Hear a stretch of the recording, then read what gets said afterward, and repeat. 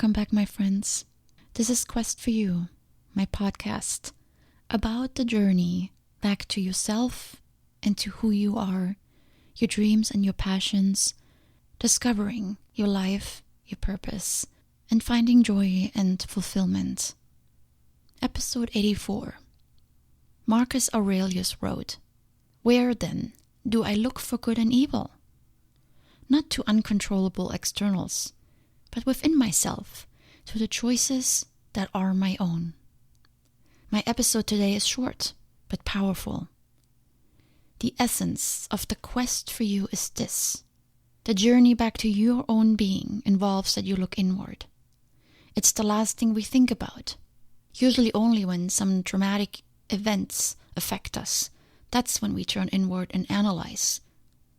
Yet, that's where we should start. Look inward first. Discover yourself first.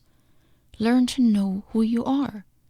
We are quick to make changes on the outside when we feel a need.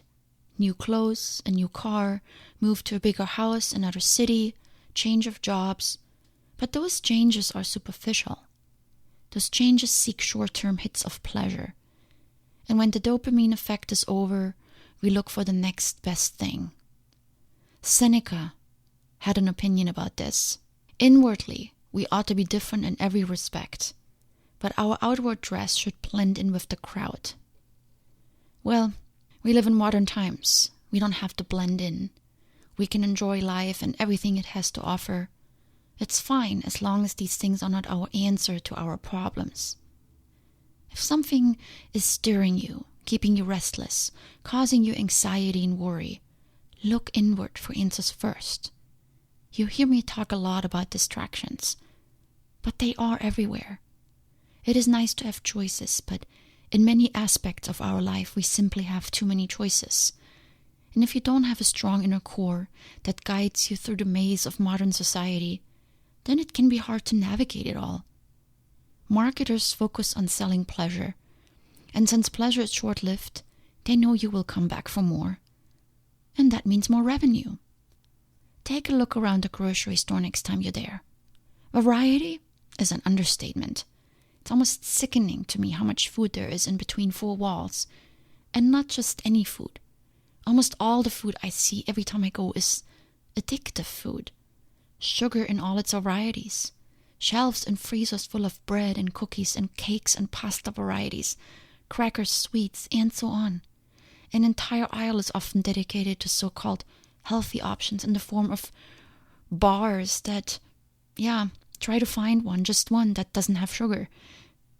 More shelves filled with alcohol, sugary drinks, and caffeine-loaded beverages. The goal is to get you hooked so you come back. The internet is loaded with short bursts of dopamine hits, videos, games, a world of distraction that pulls you in, and hours later you don't even realize how much time has passed. Sadly, we don't have to deal with life anymore if we don't want to. There's always something else we can do, eat, buy, or watch that takes us out of reality. Look inward first and define who you are. That way, you are not directed by the outer world. And as you just saw in my examples, it doesn't always have your best interests in mind. Being before doing. Get to know yourself and develop your inner core and your internal capabilities. Deborah Rowland is an author and speaker who focuses on change leadership, and she describes 4 inner capacities that are a combination of both mindfulness and systematic skills, and I just want to share them with you because I think they're actually quite amazing. There's the ability to stay non-judgmentally present and not be distracted. She calls it a noticing skill. Then there's the capacity to consciously choose how to respond to experience and not impulsively react to it. She calls it a choosing skill. And then there's an empathetic capacity to be able to tune into systematic dynamics, such as don't take anything personally. Remember that? And she calls this a perceiving skill. And lastly, a capacity to acknowledge all that happens, in particular difficulty, as being necessary for change and transition, and that she considers an integrating skill. So you have a noticing skill, a choosing skill, a perceiving skill, and an integrating skill. 4 skills that we need to navigate. And I think she hit the nail on the head with these. And all of them are first developed on the inside. And when done so successfully, will guide you through the life of distractions and addictions.